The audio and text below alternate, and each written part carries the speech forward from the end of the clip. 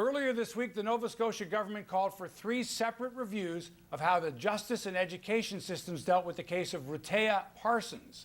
The 17-year-old's family blamed her suicide on bullying that was linked to an alleged sexual assault by 4 boys at a house party in 2011.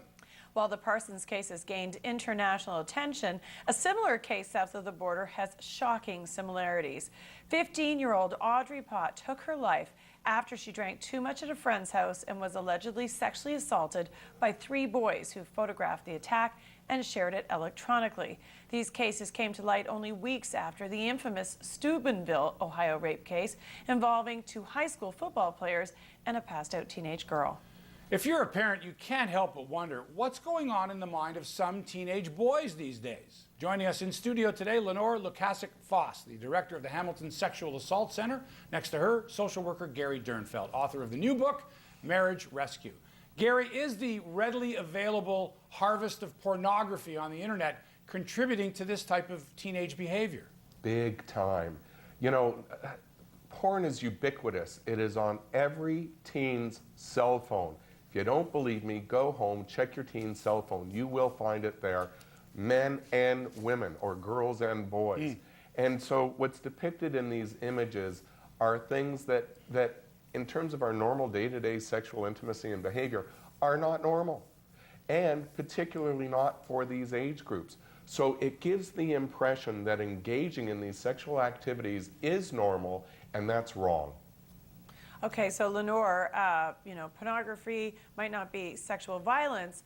Are young men also desensitized to sexual violence in that they think there's really nothing wrong with assaulting a girl who's just passed out on booze so she can't do anything about it? Well, certainly these cases suggest that, and I know that there are allegations in a couple of the cases that we've talked about already, but certainly the notion, the sense of entitlement that, you know, this is acceptable behavior, this is okay behavior, that if someone's passed out, this is what I can do, and that there are certain girls that you can rape, and that's okay, and attitudes and ideas and beliefs. So we actually don't really know whether this is happening more. So there's some good research out of University of Windsor, so local-ish, saying the last 30 years, looking at surveys of college students, they found the numbers relatively stable, and 18 to 24% of the time they've experienced rape or attempted rape. So that's alarmingly high, but we're not quite sure if this is happening more because social media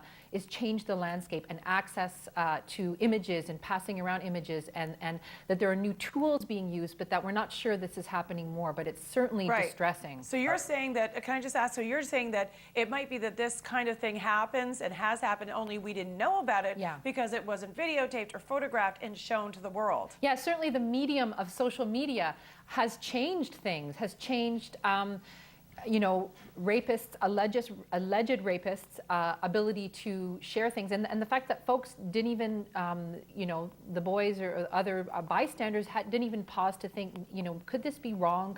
Maybe some did, but no one acted. So I think that some of these behaviors are not new, which is distressing. I think how we're learning about them, and young folks kill themselves, and we know rape survivors kill themselves. So again, that's not new either. It's distressing, horrible, alarming, but we need to be talking about this a lot more than what we are. Gary, it seems to me that whenever I hear of these cases, alcohol, copious amounts of alcohol is involved with people under the legal drinking age.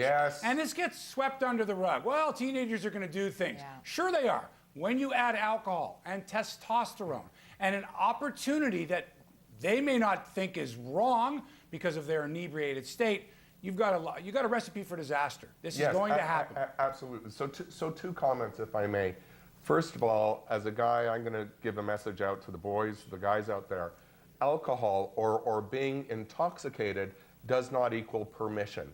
You do not have permission to be sexually active with someone on the basis of them being intoxicated. That's a crazy equation that for our youth, for some, it seems to equate. It's not good. The other message I want to convey is that given that porn is so ubiquitous, it's all around us, we're starting to see sexually inappropriate behavior come down into the younger ages. It wasn't so long ago in a Hamilton community where some 12-year-olds were the issue of consensual sexual activity, yet inappropriate, was at issue between 12-year-old boys and similarly aged girls. It came to pass they had learned that through the internet. And so this issue of porn, the message to the parents, we absolutely have to be vigilant. We absolutely have to have parental controls on these internet accessible devices. We absolutely have to look into their histories of internet usage to know what they're doing. Without doing so, it's like you're throwing your kids into some downtown wasteland and giving them free rein. Absolutely wrong.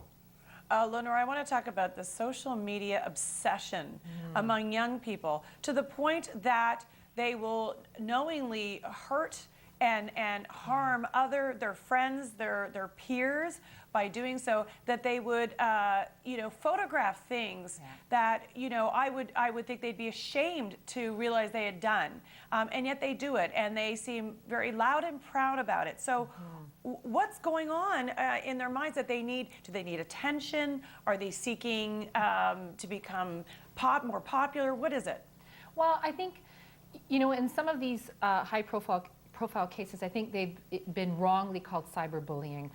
For sure, sometimes they're bullying, but these are crossing the line into sharing pornographic images that young people aren't equating that. I think there's a real blurry line between public and private, that, oh, I'm sharing it with my friends, but not really maybe understanding or grasping that this will last forever, or that lots of folks can access this. And I guess for me, while social media is the new tool, I'm curious always about what's going on underneath that make teens think that this is okay, that that you can harass, stalk, do crimes against folks using this media. Why do you think that that's okay, and what's happening? What's interesting for me when I have a 4-year-old, when we talk to 4-year-olds, we say don't hit. We try to teach them don't hit, but somehow as they age, the message is avoid getting hit to girls, like avoid getting raped. I think the message needs to be stop raping, stop sexually assaulting people. That's not, we teach our 4-year-olds don't hit. Let's teach our youth, our men, our young men, don't rape. We know that most young men are not doing this, but there are enough of them doing it, and we need to make sure that that message is out there, and that they're hearing that loud and clear, and we stop doing this other message to girls saying don't get raped, because really that isn't working, and it isn't always effective. Lenore Lukasik-Foss, Gary Dernfeld, thanks so much for a very interesting discussion. We appreciate your perspective on this. Thank you.